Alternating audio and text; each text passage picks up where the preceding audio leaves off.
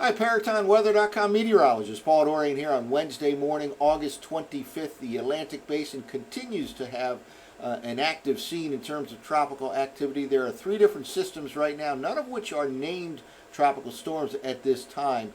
Two of these systems out over the Atlantic Ocean, probably not much of a concern over the next 5 days or so, but the third system we'll focus in on is an absolute threat. In fact, there is a hurricane threat really anywhere along the Texas or Louisiana coastline, let's say by the early part of next week, and we're going to focus in on that threat over the next several minutes here. First of all, this is the map according to NOAA's National Hurricane Center. Again, a couple of systems out over the Atlantic Ocean, not much of a concern over the next 5 to 7 days or so, but this is the one to watch.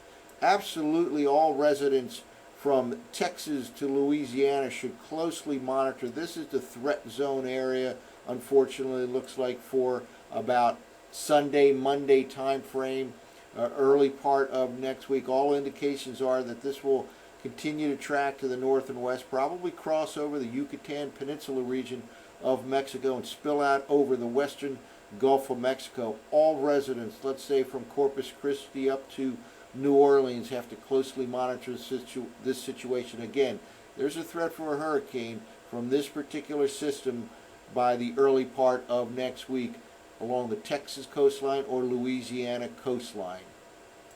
Well, let's talk about some of the factors involved, and I always emphasize the upper air pattern, especially across northeastern U.S., southeastern Canada, if indeed there is high pressure ridging, as a warning sign that tropical systems can push from the east to the west or the southeast to the northwest into the Gulf of Mexico, into the southeastern part of the nation. And indeed, we have high pressure ridging right now. This is Wednesday morning in place across the southeastern part of Canada. Now watch what happens over the next 5 or 10 days or so. It basically sits there and kind of gets reinforced. Here we are now into Friday morning, and a little bit of a upper level low pushing in on a temporary basis, but then high pressure just rebuilds across southeastern Canada by the latter part of the week. And this is Sunday morning, and we see all this high pressure ridging again across southeastern Canada, extending down across the eastern U.S. This is absolutely conducive to a tropical system moving in this fashion like this across the Yucatan Peninsula, and then perhaps curving up to the north and west. All residents in this part of the Gulf region have to closely monitor this system. Again, there's a threat. We'll see two different computer forecast models that support the idea of a possible hurricane along the Louisiana coastline or perhaps the Texas coastline by about Monday of next week. And with high pressure ridging up across southeastern Canada the latter part of the upcoming weekend, certainly unfortunately, the upper air pattern supports the idea of a tropical system pushing into the Gulf of Mexico.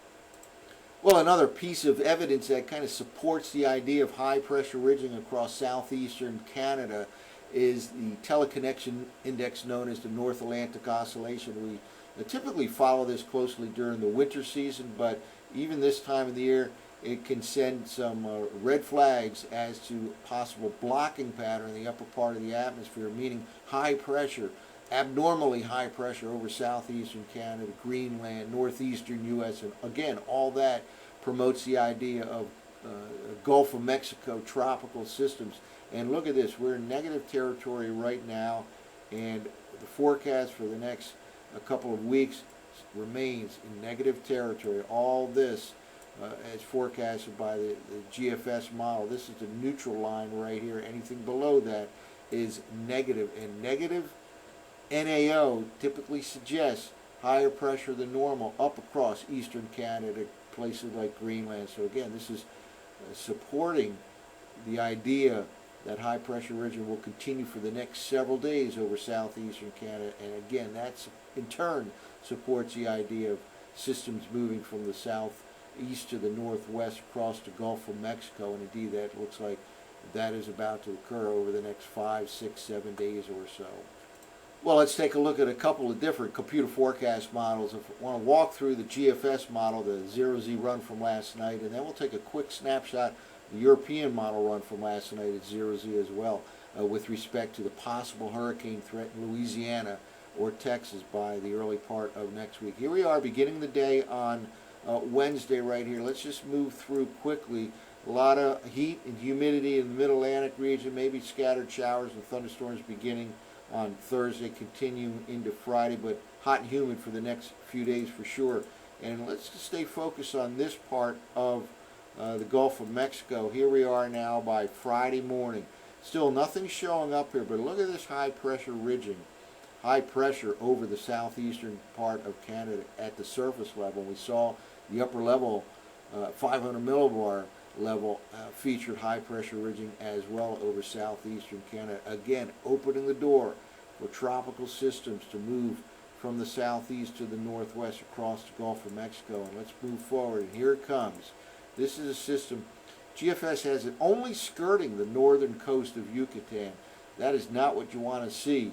It'd be much better for the U.S. residents here across the Gulf Coast if in fact it goes over the Yucatan Peninsula region, maybe weakening it somewhat. But let's move forward here. The GFS model, again, has a very healthy looking system, and I'm not showing this right now, but sea surface temperatures are plenty warm enough over the Gulf of Mexico at this time of the year to support the idea of a hurricane, perhaps even a major hurricane. Again, this is the forecast for Sunday afternoon. All residents from Corpus Christi to New Orleans have to closely monitor this situation. Moving forward, kind of cuts to the north and west as a perhaps even a major hurricane by the time we get to Monday afternoon. And again, this is the 0Z run of the GFS, and here's the forecast map for late Monday night.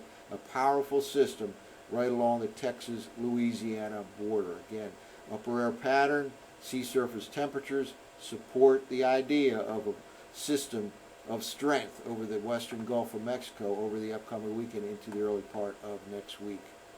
Well, let's just wrap up with a quick look at the European model run from 0Z. This is at that same time we just ended at Monday afternoon.